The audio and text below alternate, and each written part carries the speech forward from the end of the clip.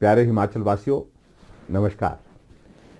हिमाचल प्रदेश में पिछले दिन कोरोना वायरस के मामलों की संख्या बहुत बढ़ी है, लेकिन मैं ये ज़रूर कहना चाहता हूँ, हिमाचल के साथ साथ में पूरे देश भर में पिछले कल कोरोना वायरस के मामलों में रिकॉर्ड बढ़ोतरी हुई है। स्वाभाविक रूप से जब मामले बढ़ते हैं तो हम सब लोगों की चिंता बढ़ती है। हमने इस सारे विषय को लेकर के सभी अधिकारियों के साथ बातचीत की है। आज सुबह हमारी बैठक हुई है।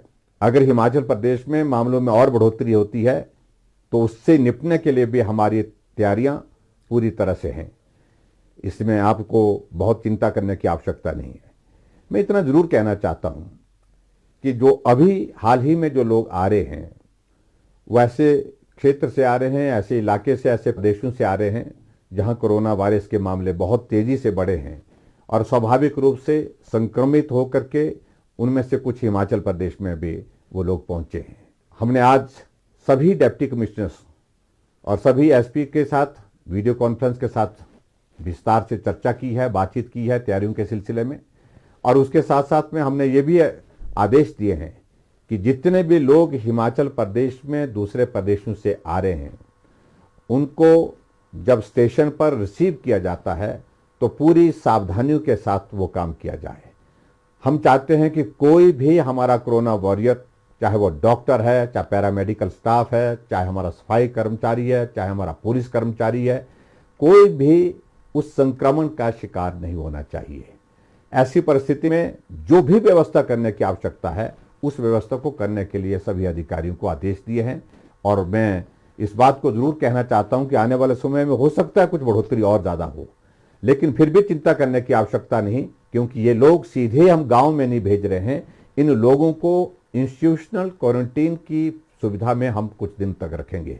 जब इनका टेस्ट हो जाएगा, टेस्ट होने के बाद जब हम आश्वस्त हो जाएंगे कि इनको कोरोना का वायरस नहीं है, ऐसी सूरत में ही उनको अपने अपने गांव जाने की अनुमति होगी।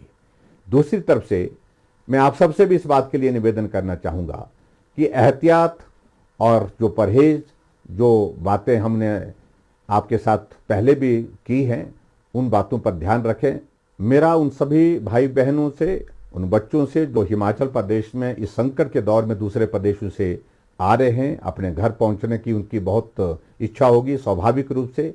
मैं उनसे निवेदन करना चाहूँगा कि वो भी हिमाचल प्रदेश में आने के पश्चात तमाम जो सारी बातें जो आवश्यक हैं कोरोना वायरस से सावधानियों की दृष्टि से, उनका पालन करें। अगर आपको प्रशासन इस बात के लिए आग्रह करता है कि आपको इंस्टीट्यूशनल क्वारंटीन में होना पड़ेगा, आपका टेस्ट 2 दिन या 5 दिन के बाद होगा, उसका इंतज़ार करें। मैं इस बात से सहमत हूं कि थोड़ी परेशानी आपको ज़रूर होगी, क्योंकि जिस प्रकार की सुविधा आपको घर में मिलेगी, जिस प्रकार की सुविधा में शायद आप पहले थे, उस प्रकार की सुविधा में आप वर्तमान में उस स्थिति में नहीं हो पाएंगे। अगर हम क्वारंटीन की बात करते हैं तो ऐसी सूरत में थोड़ा वक्त आपको परेशानी जरूर होगी, लेकिन वो परेशानी आपको संक्रमण से रोकने में मददगार होगी और आपके परिवार को भी और समाज को भी। और हमारा लक्ष्य है कि हिमाचल प्रदेश में हिमाचल का निवासी आने के बाद स्वस्थ होकर के रहे। ऐसी परिस्थिति में मेरा विनम्र निवेदन फिर से आप सबसे है कि आप आए हैं हिमाचल प्रदेश, आपको ऐसे संकट के दौर में हिमाचल प्रदेश सरकार की ओर से लाने के जो प्रयत्न किया है, उस प्रयत्न को ध्यान में रखते हुए हिमाचल प्रदेश के लोगों के लिए भी आप सहयोग दें, ताकि कोरोना वायरस को हम रोक सकें। उस दृष्टि से जो परहेज और सावधानियां बताई गई हैं उनका आप पालन करें। हिमाचल प्रदेश में जो कोरोना वॉरियर जो इस संकट के दौर में बहुत महत्वपूर्ण भूमिका निभा रहे हैं, उन सब का आभार व्यक्त करता हूं, जो अपने जीवन को भी संकट में डाल करके इन लोगों की जीवन की रक्षा करने के लिए काम कर रहे हैं। चाहे वो डॉक्टर्स हैं, चाहे पैरामेडिकल स्टाफ हैं, चाहे सफाई कर्मचारी हैं, चाहे पुलिस कर्मचारी हैं, चाहे हमारे एम्बुलेंस के ड्राइवर्स हैं, उन सब का भी आभार व्यक्त करता हूं। और खास तौर से मैं उनका भी आभार व्यक्त करता हूं जो हमारी बसें के ड्राइवर्स हैं।